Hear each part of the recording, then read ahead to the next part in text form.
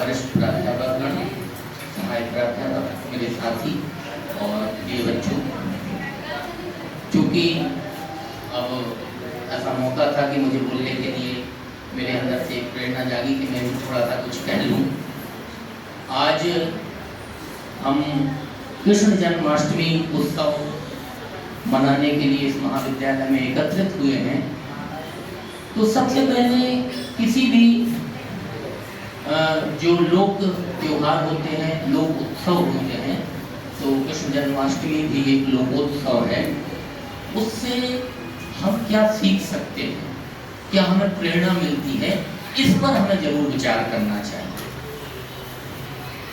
आप जानते होंगे कि श्री कृष्ण विष्णु के 8वें अवतार हैं और अभी तक के अंतिम अवतार हैं, बल्कि एक और माना गया है कि होगा, लेकिन अभी तक के आखिरी अवतार विष्णु के कृष्ण हैं। आप देखेंगे पहला अवतार है मत्स्य, जो जल में होते हैं। दूसरा है कच्छप, जल और थल में। तीसरा है वराह, जो थल में है। फिर नृसिंह अवतार होता है, जो आधा मनुष्य और आधा पशु है। और फिर अगला अवतार होता है परशुराम। परशुराम पूर्ण मनुष्य तो है, लेकिन बहुत क्रोधी है। फिर होता है राम का। राम जो है अवतार है, लेकिन वो मनुष्य की मर्यादा में बने, मर्यादा पुरुषोत्तम होता है। और जब ये अवतार होता है कृष्ण का, तो ये पूर्ण देवत्व रूप में आता है। हमारे बुजुर्ग कहते हैं कि राम ने जो कहा है उसको कभी ना करना, और कृष्ण ने जो किया है उसको कभी मत करना। कहा है उसको कभी मत करना। उन्होंने कहा एक ही बाण सरासनानु, और लक्ष्मण एक बाण ले आओ, एक ही में हम समुद्र सुखा देंगे, ऐसा कहा है। आप उनकी वाणी उन्होंने जो किया है वो करो, और कृष्ण ने जो कहा है वो करो।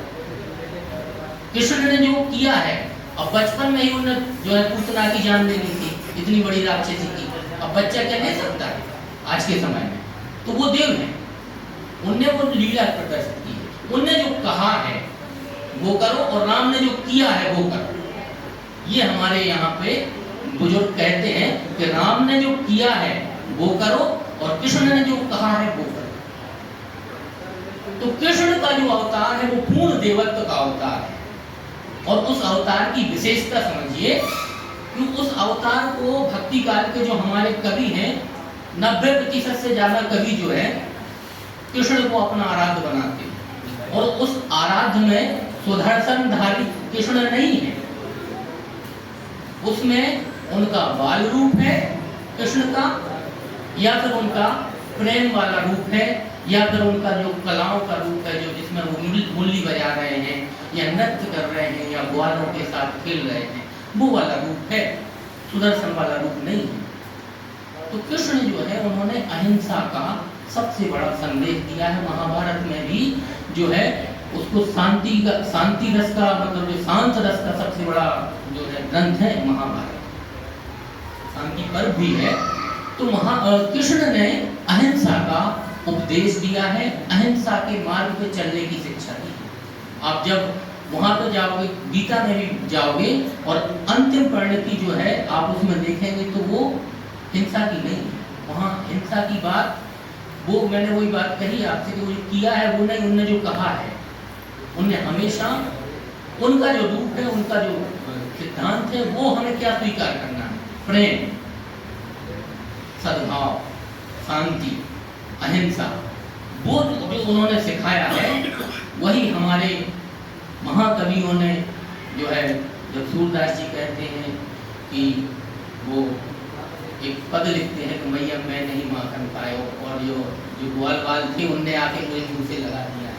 तो यशोमती, वो सूरदास कहते हैं कि यशोमती ये सब आनंद ले रही हैं, ये आनंद तो शिव और ब्रह्मा को भी नहीं उपलब्ध है, जो आनंद यशोमती को मिल रहा है।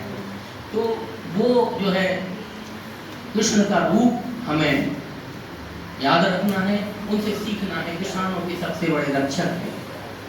इंद्र की पूजा होती थी, और जो है उन्होंने गोवर्धन गोबर से बना हुआ जो पर्वत था उसको उठाकर और पूरे ग्वालों की, किसानों की रक्षा की थी। क्यों?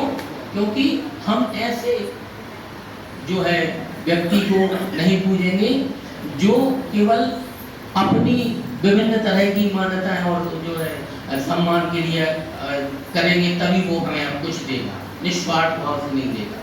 तो ये उनका जो है संदेश रहा है। हमेशा कृष्ण ने जो है कितना कष्ट झेला, बचपन जेल में जन्म हुआ और अंत तक वो कष्ट ही झेलते रहे, लेकिन निस्वार्थ और परमार्थ भी लगातार और हर क्षण करते रहे अपने अंतिम बिंदु तक, जहाँ तक उनकी लीला थी। तो ऐसे श्री कृष्ण को हम अपने मन में बसाएं, जो ग्वालों के, किसानों के, गोपियों के, सबके रक्षक हैं, दीनों के रक्षक हैं। तो हम भी उस दृष्टि से सोचें। यही मैं अपनी बात करना चाहता था। बहुत बहुत धन्यवाद मुझे मिलने का।